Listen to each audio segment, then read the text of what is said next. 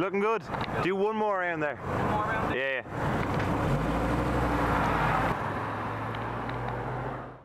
Welcome to another Simon Says on behalf of Deane Motors. Today we have one of my favourite cars that I've been trying to buy for a long time.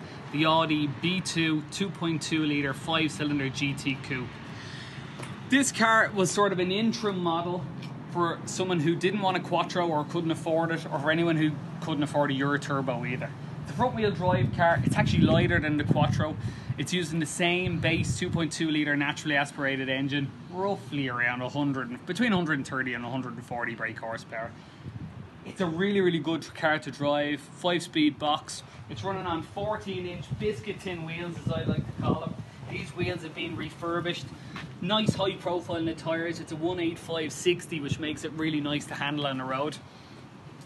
It's an unbelievably original car. We had our detailer, Jonathan Corbally of JC Auto Care, go over the car, and a huge amount of the car is still all original paint. A few little details about it. It's tornado red in colour. Still has the original decal stripes on the side of it. Stuff like that I really like. In parts, the decals are slightly missing and there's slight chips, but to me it ends a lot of authenticity to the car and patina that people keep saying these days. The original decals down here, again, small chips taken out of them, but on the whole, the bodywork on this car is unbelievably good. We've been underneath the car before we bought it. It's never been patch welded. It's really nice. I'm just going to show you a few little details on the inside. It's a sunroof version, tilt only sunroof. And for those of you who can't remember, it's a windy roof. So if you want it to go up, you wind it this way. If you want it to go down, you wind it this way. But it's nice, because it's mechanical, they don't really give any problems. Extras wise, there's very little, in all fairness. 1984, it has a Cobra immobilizer on it that was retrofitted afterwards. It cuts the ignition system. Electric windows. As we mentioned, the sunroof. That's really it. I'm not going to lie to you. Nice things. It has an original Blaupunkt radio that was with the car from new. I'll just bring it over here and I can show you. I love seeing an original radio in a car. These 3 gauges, we'll talk about them when we get on the road. Bar pressure for your oil, battery voltage and oil temperature. And that's really it. I love the tartan check pattern on the doors. In the back, just give you a quick look. The interior is awesome in it. It has Pioneer speakers fitted onto the back there. Again, very 80s. The bolsters in the seat are excellent. For a car of this era, usually they're hanging out of it. So I'm going to bring it down here just to show you. To open a rear boot, you have a slide handle here. Slide it across, we'll come around to the boot. Surprisingly large boot in the coupe. Again, stuff that I like. Still has the original stickers on the boot. It's nice, it's for the tyres. Has a full-size spare in it. All 5 wheels in this car have been refurbished. It's really nice condition. There's no rear accident damage. Jack, everything is still in it. That's the rear washer bottle there, just over here on the right. That's for filling up for the rear window. As I was saying earlier on, a few little stripes in the cars. The stripes, there is some markings on it, but this again shows me that the car hasn't been painted all over the place, and that is nice. It's nice to see that those things are still there. 4 brand new tyres in the car. The wheels refurbished, as I said earlier on. Clutch was also done on this car. Pick up the bite is really nice on it. Just going to give you a few details from under the bonnet.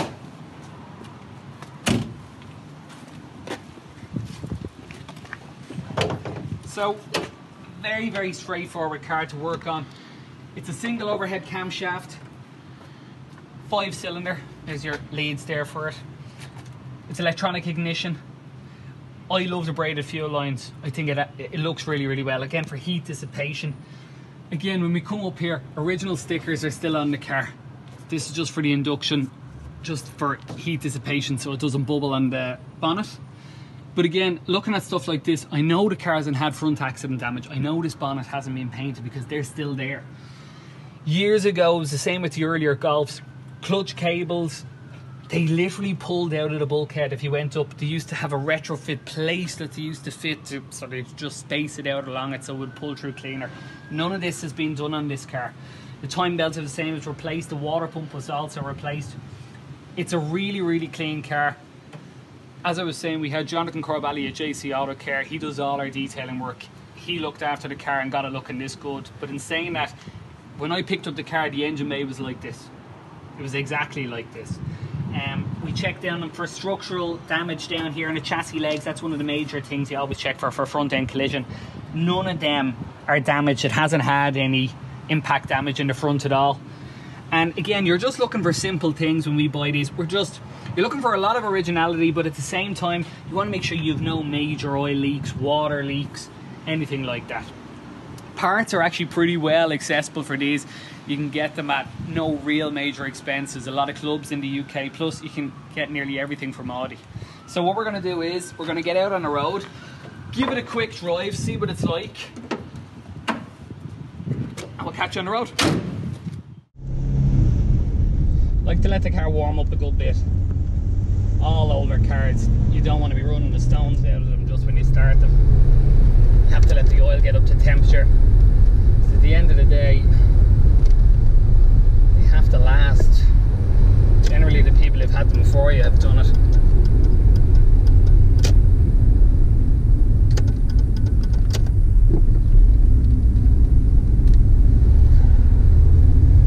It's a very comfortable car.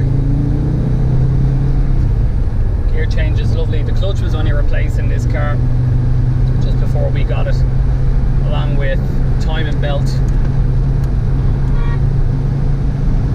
water pump, full service, brake disc, pads. It's had the wheels refurbished.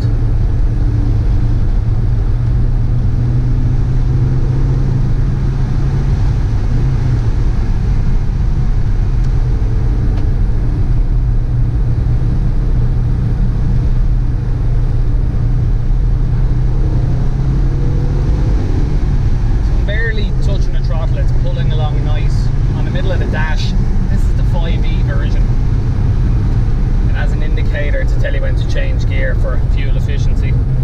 It's a nice feedback in the steering. Good bit of body roll, I can feel that there. Bear in mind, 33 years old, you're not expecting miracles, but it's nice pops off the exhaust on the downturn.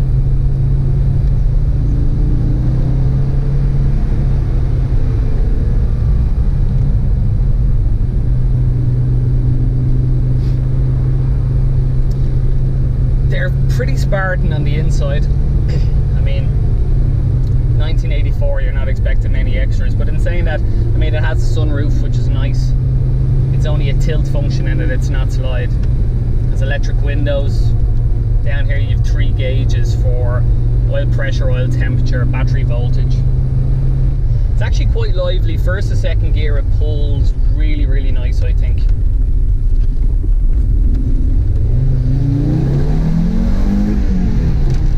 Nice. 60 mile an hour. Great sound off that 5-cylinder. Brakes are nice and sharp. Again, very small calipers, discs on it, but it does, it really picks up nice. I'm going to pull on, this is one of my favourite sections of road, this one. You get a half decent feel for the way it is.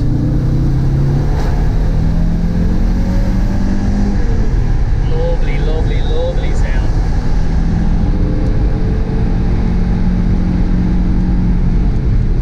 Brakes. Turn in is nice. Steering's giving loads of feedback.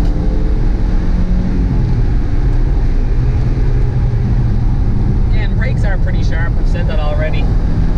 Seats are holding me nice. For 84, this car is very impressive. Coming up to a tight one now. 3rd gear, downshift, heel toe. 2nd, turn in, accelerate. Nah, it's lovely. I mean, I personally think there wasn't a huge amount of cars in the era for a straight 2+2 naturally aspirated engine. I would have driven like this. Gear change is gorgeous in it. Really nice, really quick. No crunching in the box up or down.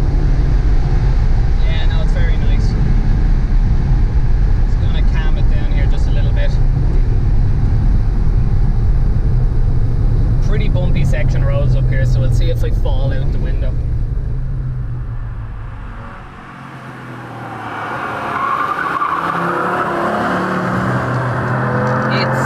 It's very cool, it's very 80s. The boxy front on it is nice. Size wise, it's very comfortable. It's a proper 2+2. You could go 4 up in this car, no problem at all. I drove 340, 350 miles in the car today that I got it. I got out lovely and comfortable. No back pain apart from the usual. But yeah, I was very impressed. On the motorway it cruises nicely to 80 mile an hour. It's really nice at that sort of speed.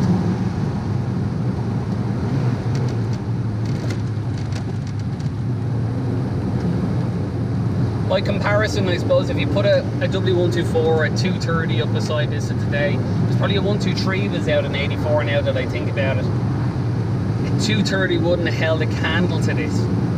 280 is it's a lovely acceleration out of that car.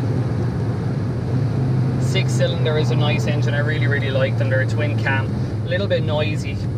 They actually sound like a bit of a tractor, but they pull really well. Beautiful build quality in the 123. It's probably one of my favorites. But as kind of an all-round performer, for comfort, desirability, look, this was a nice car. Really good. I suppose there wasn't a huge amount.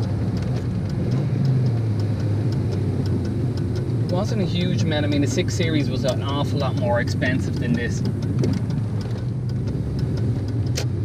But for the day, you had an awful lot of flash.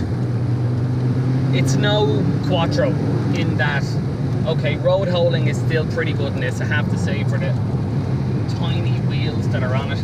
When I open this up here, there's a nice little crack just here in between the bridge. You get a good sound.